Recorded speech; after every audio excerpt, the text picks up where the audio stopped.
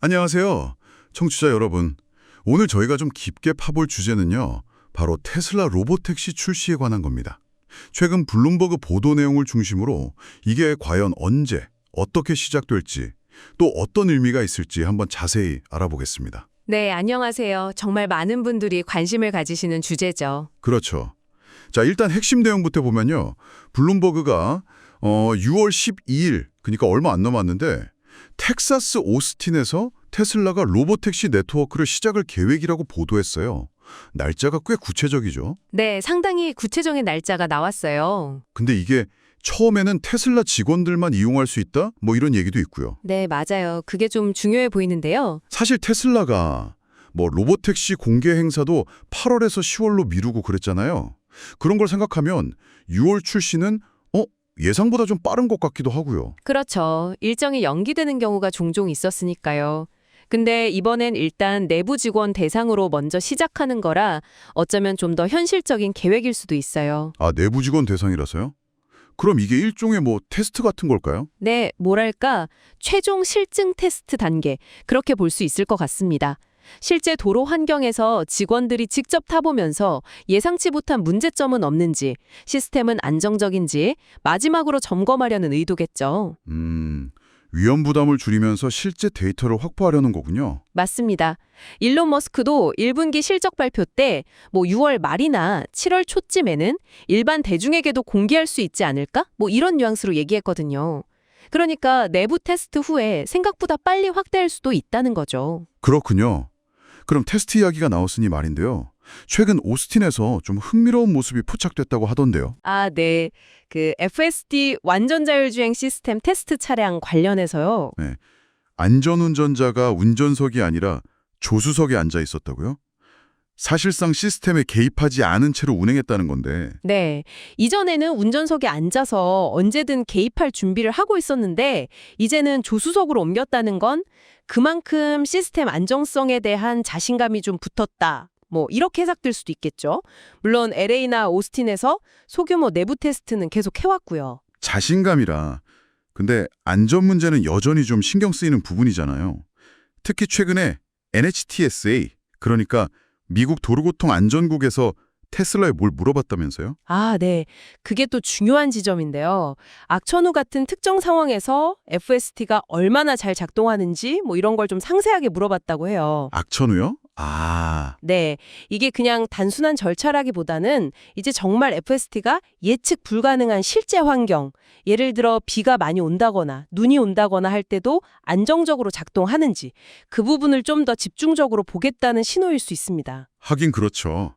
맑은 날 직선 도로만 달리는 게 아니니까요. 맞습니다.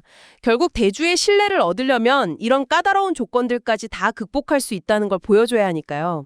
이게 얼마나 견고한 시스템인가 하는 문제죠.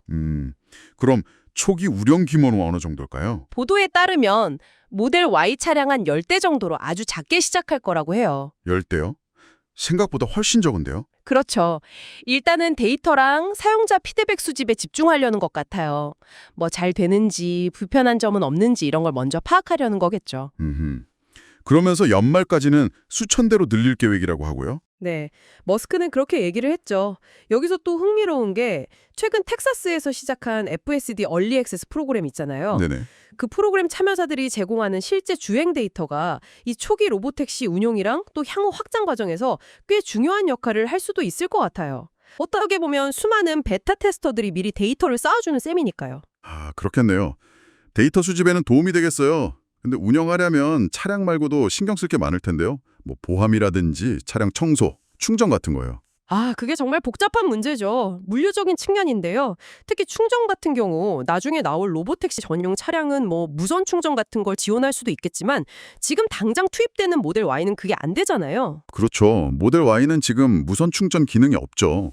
네, 그래서 아마 초기에는 사람이 직접 충전 플러그를 꽂아야 할 가능성이 높아요. 테슬라가 예전에 개발하던 그 스네이크 충전기도 아직 사용화된 건 아니고요. 아, 그럼 충전 인력도 따로 필요하겠네요. 네, 그런 운영상의 세부적인 문제들을 어떻게 해결할지가 또 관건이 될 겁니다. 물론 준비는 하고 있다는 신호도 있어요. 테슬라 앱 내부 코드에서 로보택시 호출 관련 기능 같은 게 발견되기도 했거든요. 앱에는 벌써 준비를 하고 있군요. 그런데 이게 오스틴뿐만 아니라 다른 지역에서도 뭔가 움직임이 있다는 얘기도 있던데요. 보스턴이나 뉴햄셔에서도 목격담이 있다고요. 네, 그런 소식들이 좀 들려오고 있죠. 이게 만약 사실이라면 테슬라가 단순히 텍사스나 캘리포니아뿐만 아니라 더 넓은 지역과 기후나 도로 환경이 전혀 다른 곳에서 이미 테스트를 시작했거나 적어도 확장을 염두에 두고 있다는 의미가 될 수 있어요. 와, 그건 좀 놀라운데요. 벌써 다른 환경까지 테스트한다면? 그렇죠. 어떻게 보면 2016년부터 계속 이야기해왔던 로보택시 네트워크 구상을 이제 정말 본격적으로 실현하려는 움직임으로 볼 수 있는 거죠. 다양한 환경에서 데이터를 빨리 모으고 지역별 규제 차이 같은 것도 미리 파악하려는 전략일 수 있고요. 자, 그럼 오늘 이야기들을 좀 정리해 볼까요?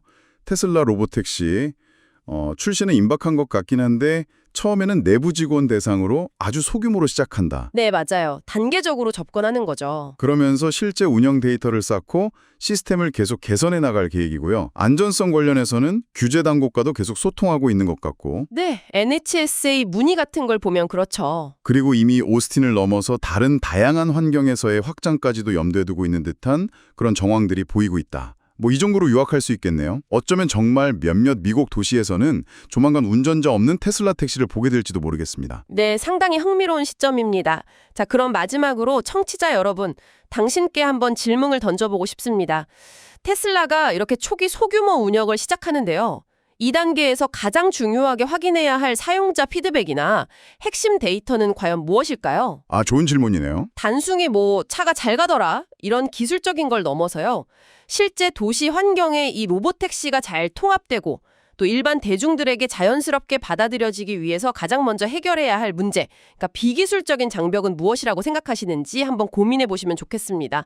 가령 뭐 안전에 대한 인식이라던가 아니면 기존 교통 시스템과의 조화 같은 것들이요.